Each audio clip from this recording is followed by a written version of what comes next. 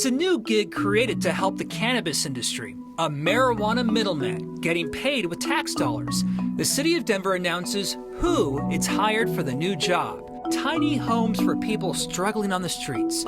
This pilot program to help them has received a lot of praise, but what does the data say? A guy who spent 35 years in a Colorado lookout tower trying to spot fires is retiring. And look out, the most Colorado thing we've got is a summertime shot.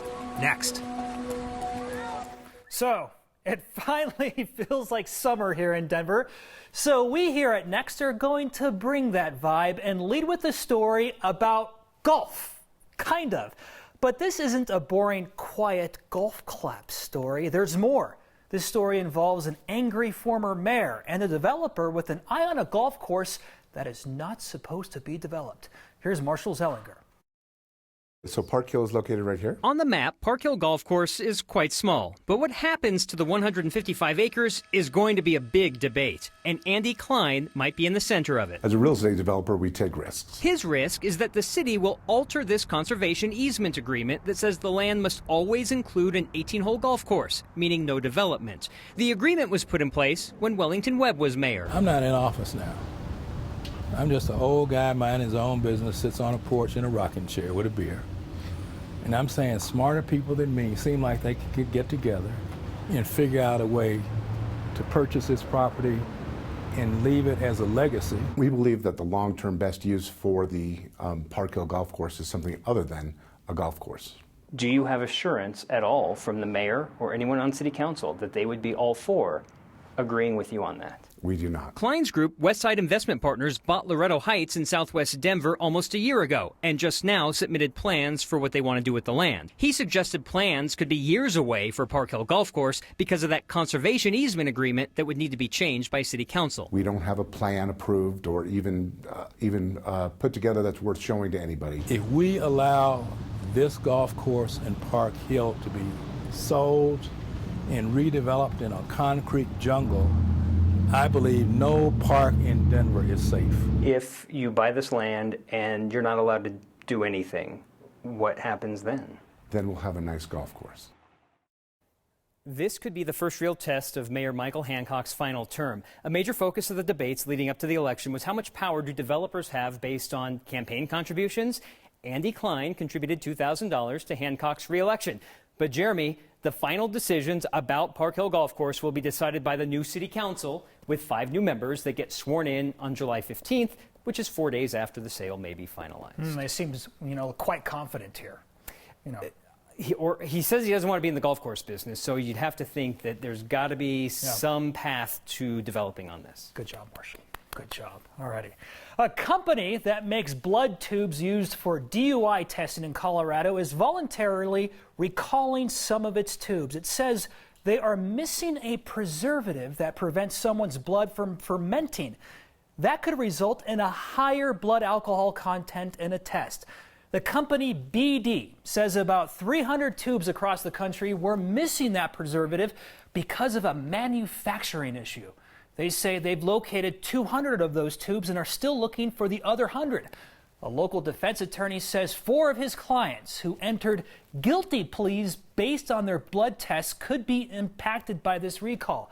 They learned about this recall because the defense attorney used an independent lab to retest their blood, and that lab told them about it. We never would have known about this, and this is the unfortunate part about our criminal justice system is people with means have the ability to retest their blood sample. Most criminal defendants who are represented by the public defender, they're not going to do a retest.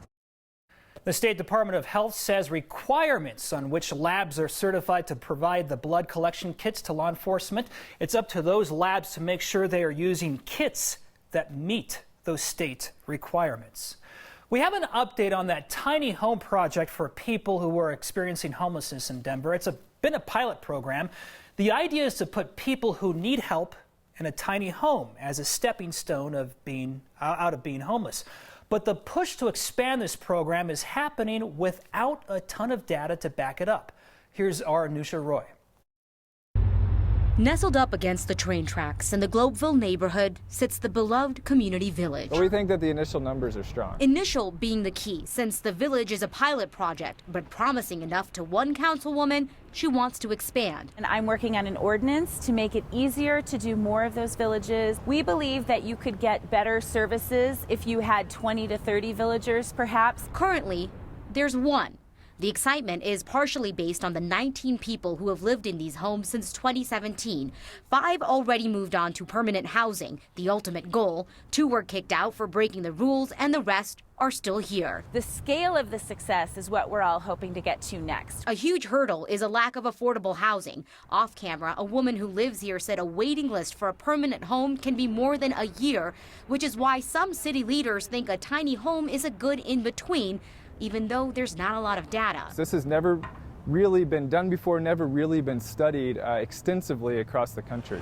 2 main studies are from the University of Denver showing promising results in the first 9 months of this village's lifespan, and from Seattle that has a larger tiny home community. And we should be clear that the expectation is that this isn't your forever home. And trying to turn over about 50% of the units a year. Supporters are also encouraged by one more thing. I have seen us go from saying, oh, we can't do things that other cities do, to saying that it's good to replicate things that we're learning from other cities, to saying it's good to innovate. For Next, I'm Anusha Roy.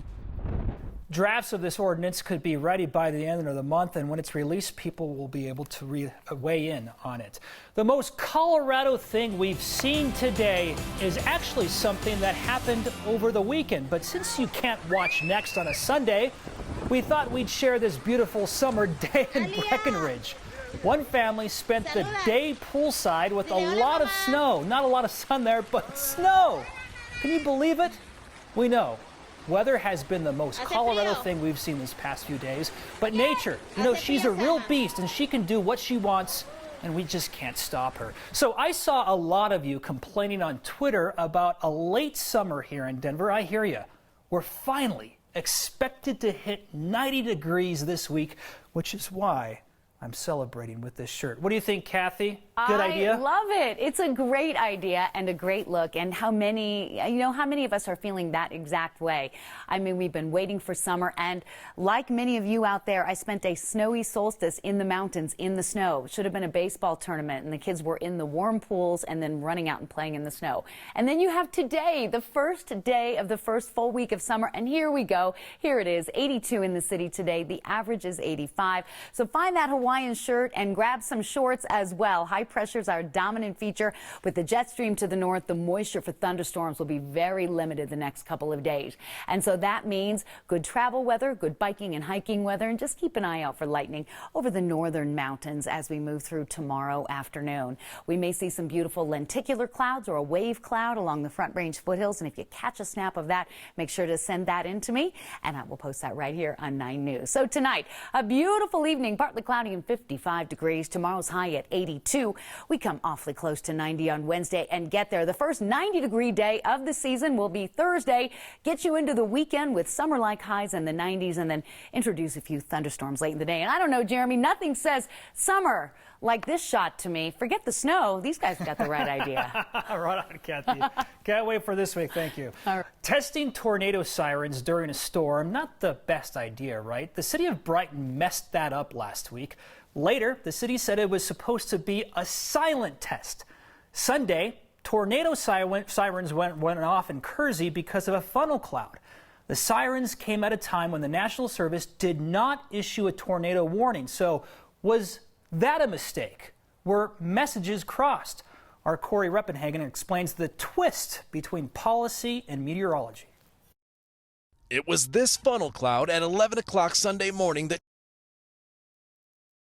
severe thunderstorms south of Kersey. Our recent strange jet stream pattern that even brought snow to the high country is also to blame for this tube. Yeah, I mean, events like the normal aloft, that was a rare-ish event for late June. we always have to be on the lookout for funnels that form in that type of an environment. They're called cold core or cold air funnels, and while this one may look scary, it really wasn't dangerous. Typically they don't touch the ground, especially when we don't have the really strong winds near the surface turning with height.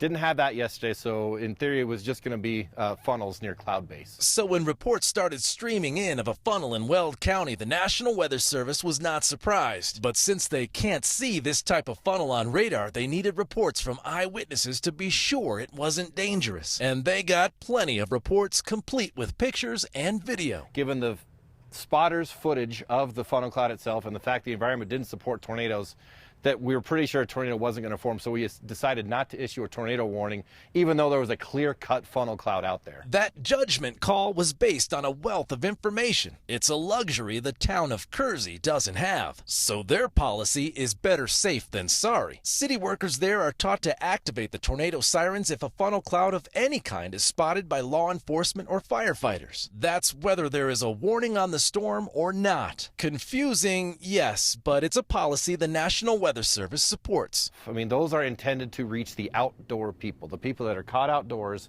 when there's some kind of weather coming their way. Best advice, don't question. If you hear a siren, go inside and get more information from a safe place. Meteorologist Corey Reppenhagen for Next. It was a job that lasted more than 3 decades, more than 1 million feet climbed during that time, and countless memories. We celebrate a unique man we met here on Next 2 years ago. And a few of you say we need to be more clear about merging in construction zones. The zipper merge is quite the debate that we've had going on for a while. A quick driving lesson, next. And welcome back. Remember that new job Denver created to specifically focus on marijuana? Yes, it's a professional position, and the city says it's found the right guy for the job. A former journalist who worked for Marijuana Business Daily is now Denver's new cannabis process navigator. Joey Pena is going to make $90,000 on the job for the next 18 months. His responsibility is kind of like a liaison between cannabis shops and the city. He will help them comply with the requirements of starting and running a cannabis business in Denver. The city says people in the industry were asking the city for a marijuana middleman to help them navigate through all those regulations. We asked the city what made Joey the right fit. He's done some really in-depth pieces about rules and regulations and how they're working and how they're not working. And actually in California, they made some changes sort of based on his reporting. So he has the in-depth knowledge, he has an understanding of the rules, and he has an understanding of the rules on a national basis. But then also, being a journalist, he's got the communication abilities. Marijuana tax dollars did help pay for this new position. Those tax dollars go into the city's general fund, and some of that is set aside to fund the management of marijuana in the city. We are getting some feedback about something our Marshall Zellinger said about merging in construction zones. Kevin? At least these cars are smart. They're not in this right lane, which ends a couple blocks away. I don't drive yet, but I see. All right. Kevin, Colleen, Aaron, you were just a few of the next viewers who were quick to point out Marshall may have given some unclear information about what to do in those cone zones where one or more lanes are blocked off from traffic. When it is lighter traffic, it is good to get over a little earlier just for traffic flow. But again, when it gets heavier, waiting a little bit longer is actually the safer way to do it. But really, in moderate to heavy traffic, you should be waiting near the end of that zipper merge to merge properly. Okay, this just needs a little context, so let's just get a quick driving lesson from our friends with CDOT and State Patrol. CDOT put together a video to help people learn how to properly merge off a lane merge, or zipper merge as it's more commonly called. Drivers should wait until they reach the merge point to move in, and drivers in the through lane should be courteous and be nice and allow enough space for other drivers to merge late. In a few cases, it's better to merge a little early. In 35 years, he's climbed the equivalent of Mount Everest 43 times, more than 1 million feet, and he loved every step. We celebrate the retirement of an old friend of Next. Next.